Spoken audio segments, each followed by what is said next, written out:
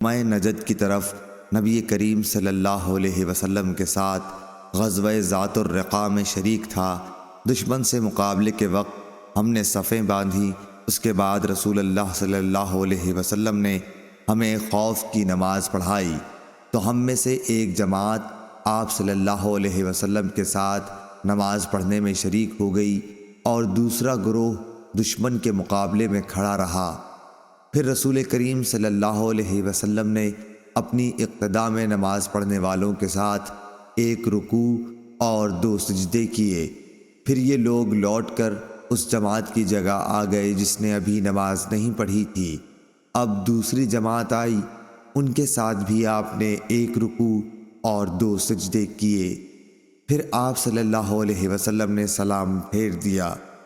اس گروہ میں سے ہر شخص کھڑا ہوا اور اس نے اکیلے اکیلے ایک رکوع اور 2 سجدے ادا کیے۔ صحیح بخاری حدیث نمبر 942۔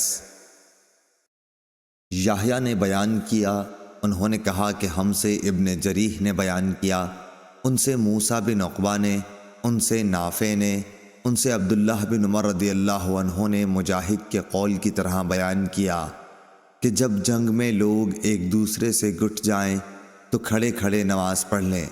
اور ابن عمر رضی اللہ عنہ نے نبی کریم صلی اللہ علیہ وسلم سے اپنی روایت میں اضافہ اور کیا ہے کہ اگر کافر بہت سارے ہوں کہ مسلمانوں کو دم نہ لینے دیں تو کھڑے کھڑے اور سوار رہ کر جس طور ممکن ہو اشاروں سے ہی صحیح مگر نماز پڑھ لیں۔ صحیح بخاری حدیث نمبر 943۔ محمد بن حرب نے زبیدی سے بیان کیا، ان سے زہری نے، ان سے عبید اللہ بن عبداللہ بن عتبہ بن مسعود نے، ان سے عبداللہ بن عباس رضی اللہ عنہ نے کہ نبی کریم صلی اللہ علیہ وسلم کھڑے ہوئے اور دوسرے لوگ بھی آپ صلی اللہ علیہ وسلم کی اقتداء میں کھڑے ہوئے۔ حضور صلی اللہ علیہ وسلم نے تکبیر کہی تو لوگوں نے بھی تکبیر کہی۔ آپ صلی اللہ علیہ وسلم نے رکوع کیا تو لوگوں نے آپ کے ساتھ رکوع اور سجدہ کر لیا تھا۔ وہ کھڑے کھڑے اپنے بھائیوں کی نگرانی کرتے رہے اور دوسرا گروہ آیا جو اب تک حفاظت کے لیے دشمن کے مقابلے میں کھڑا رہا۔ بعد میں اس نے بھی رکوع اور سجدے کیے۔ سب لوگ نماز میں تھے لیکن ایک دوسرے کی حفاظت کر رہے تھے۔ صحیح بخاری حدیث نمبر 944۔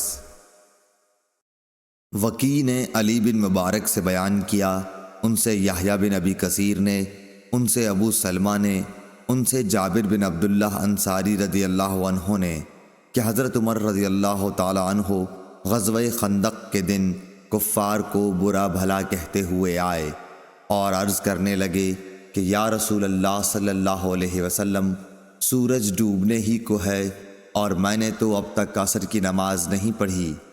اس پر حضور صلی اللہ علیہ وسلم نے فرمایا کہ باخدا میں نے بھی ابھی تک نہیں پڑھی۔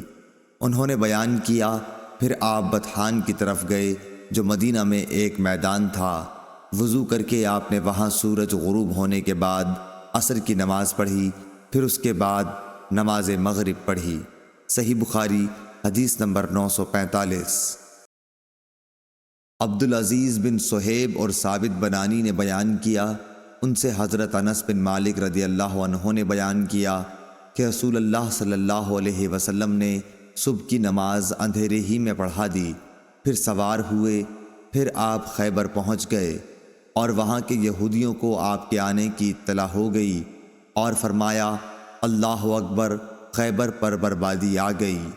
ہم تو جب کسی قوم کے آنگن میں اتر جائیں تو ڈرائے ہوئے لوگوں کی صبح منحوس ہوگی۔ اس وقت خیبر کے یہودی گلیوں میں یہ کہتے ہوئے بھاگ رہے تھے کہ محمد صلی اللہ علیہ وسلم لشکر سمیت آ گئے۔ راوی نے کہا کہ روایت میں لفظ خمیس لشکر کے معنی میں ہے۔ آخر رسول اللہ صلی اللہ علیہ وسلم کو فتح ہوئی، لڑنے والے جوان قتل کر دیے گئے، عورتیں اور بچے قید ہوئے۔ اتفاق سے صفیہ واہیہ کلبی کے حصے میں آئیں، پھر رسول اللہ صلی اللہ علیہ وسلم کو ملی اور آپ نے ان سے نکاح کیا اور آزادی ان کا مہر قرار پایا۔ عبدالعزیز نے ثابت سے پوچھا، ابو محمد، کیا تم نے انس رضی اللہ عنہ سے دریافت کیا تھا کہ حضرت صفیہ کا مہر آپ نے مقرر کیا تھا؟ انہوں نے جواب دیا کہ خود انہی کو ان کے مہر میں دے دیا تھا۔ کہا کہ ابو محمد اس پر مسکرا دیے۔ صحیح بخاری حدیث نمبر 947۔